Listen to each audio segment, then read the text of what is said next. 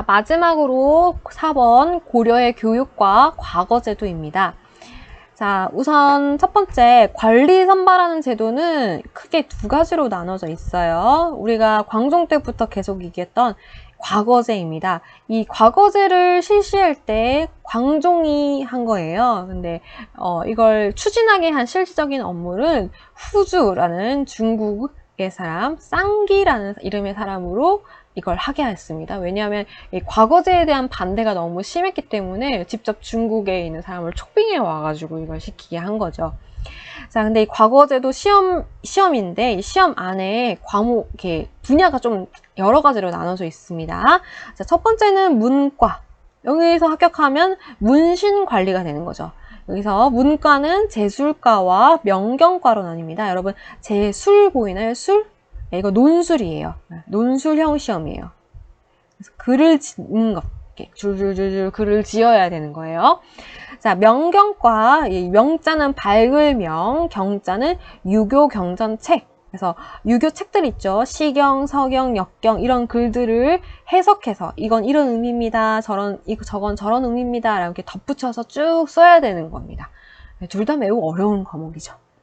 자, 그 다음에 작과는 기술관을 뽑는 겁니다. 그래서 여기서는 뭐 법관이라든지 오늘날로 치면 변호사, 뭐 의사, 의관, 그 다음에 산과라고 해가지고 이제 숫자와 관련된 오늘날로 치면 회계사 이런 거예요. 지금으로 치면 여러분 여기는 이제 전문직인 거죠. 오늘날은 여기는 이제 공무원이라고 생각하면 되고 여기는 이제 전문직이죠. 오늘날은 여기가 더 인기가 많지만 옛날에는 이쪽이 훨씬 더 쳐졌다라는 겁니다. 자, 그 다음에 이제 고려는 불교의 나라이기 때문에 스님들만 보는 시험이 따로 있어요. 승과. 그래서 승직자들을, 스님들을 대상으로 하는 시험이 별도로 존재했었다라는 겁니다. 근데 여러분 뭔가 좀 이상하지 않아요? 뭔가 좀 아쉽죠? 뭔가 안 보이죠? 있어야 될 것 같은데 안 보이죠? 네. 문과가 있는데 뭐가 없어요? 예, 무과가 없습니다. 무과는 있어요. 근데 무과가 없다라는 겁니다. 이거는 문신 관리에게는 문과가 있기 때문에 유리하지만 무신 관리들은 무과가 없기 때문에 유리하지 않은 겁니다.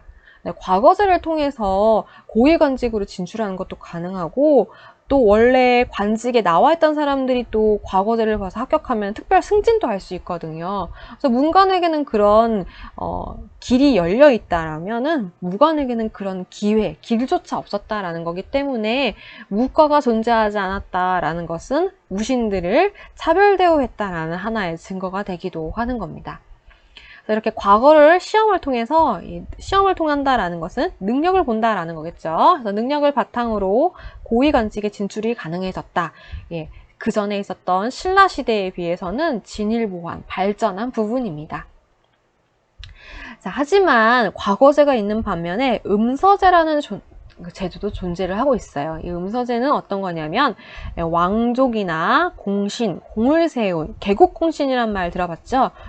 엄청 큰일을 한 신하들을 말하는 겁니다. 그래서 왕족과 공신의 후손 혹은 5품 이상의 기준이 5품이에요. 5품 이상의 고위 관료의 자제예요. 자제.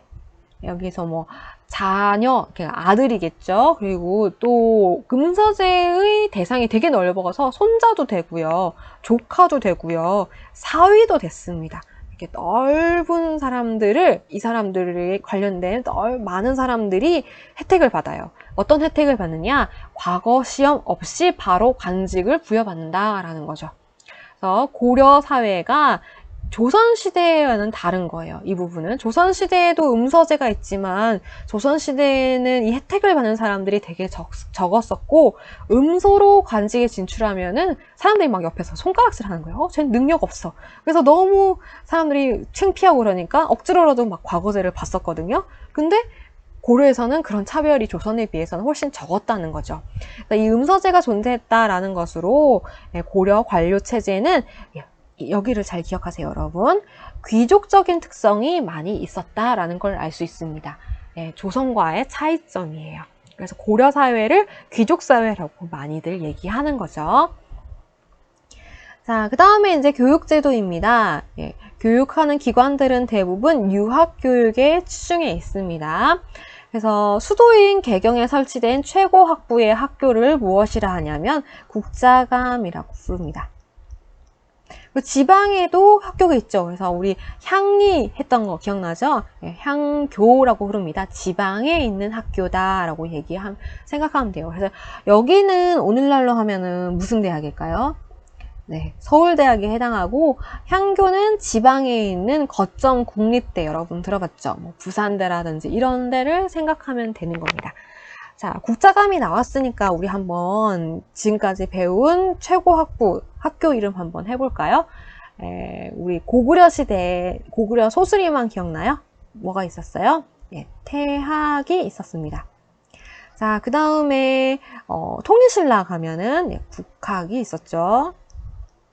그 다음에 발에는 국자감이랑 이름이 비슷한 주자감이라는 학교가 있었습니다.